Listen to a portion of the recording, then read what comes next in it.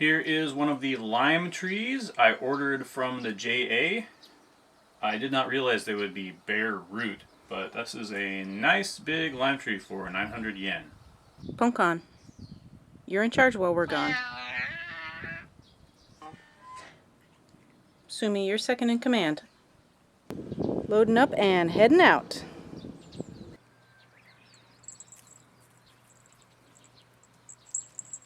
We are here at bee yard number 1 with a new plan for this space.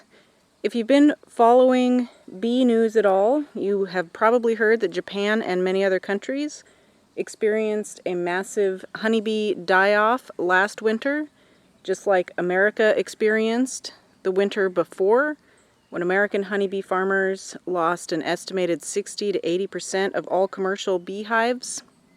So we have some updates regarding that situation here in the near future. If you watched our last live stream, we did discuss it a little bit there.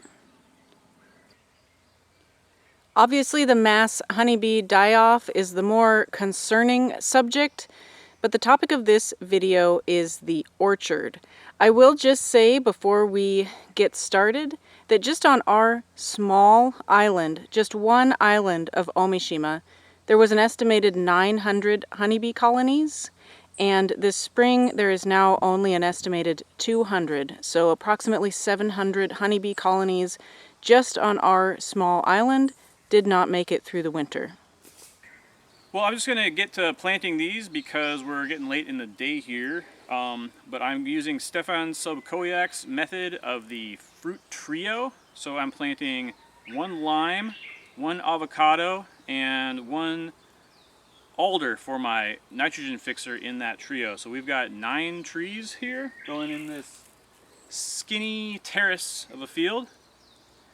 And then each one of those gets a little shrub on either side of it, and between the shrubs we get all of these lovely pollinator plants for the bees.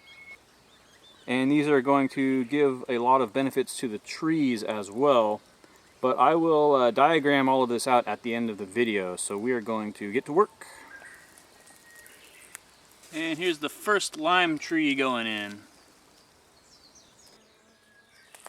Evie is almost done planting all the big trees, and then in between I've just finished pacing out all of the 5 small pots that go between. So now we just need to finish planting them all. Obviously there's going to be a lot of cleanup after we get them planted, but the reason we're rushing to get this done today is it's supposed to rain really good all through the night to water these in without us having to do it ourselves. Mexico no avocado. Mexico no daimu. See, it even says it right there. Mexican lime.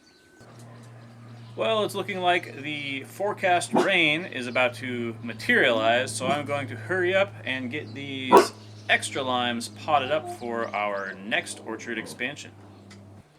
Once again, we're putting good use to these terracotta pots that we collected from our house and were gifted by neighbors who also purchased abandoned houses with many, many, many terracotta pots. And these are all the limes ready for pots. Okay, good morning. We had some lovely rain in the night to water in our new babies, and I am just looking over the diagram I made to plan out this orchard. Of course, I didn't really plan much, and that's how we ended up with so many extra limes, but we'll get to planting those eventually. So if you take a look at this diagram, the big circles are the fruiting trees, and the little circles are the fruiting shrubs. So again, I'm going with 3 limes, 3 avocados, and 3 nitrogen fixing trees, which in this case are alder. And then along with those, I'm planting 6 fruiting shrubs and 4 nitrogen fixing shrubs. So I'm bound on one side by a persimmon tree that I left, and that's where I started my spacing from. And I'm bound on the other side by a road. So I went with 4 meters between each tree, which seems pretty big, but once you get them in there, they look just perfectly normal. I should probably explain what a nitrogen fixer is. So the air that we breathe is 70% nitrogen, and that's not in a form that is usable by plants. But there are a few species that have a symbiotic bacteria that lives in the roots, and that's able to just pull the nitrogen out of the air and turn it into a form that plants can use. And in theory, it can actually be used by the plants around it. So if you look here on my diagram, L is lime, A is avocado, and then between each pair of lime and avocado there is a nitrogen fixing tree. And this is modified from Stefan Sobkowiak's design, which comes from David Holmgren, I believe originally in Australia, who used every other tree being a nitrogen fixing tree.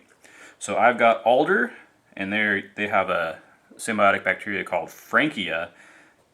And so since I have a shrub between each tree, wherever I have a nitrogen fixing tree and a fruiting tree together, I'm putting a fruiting shrub between them.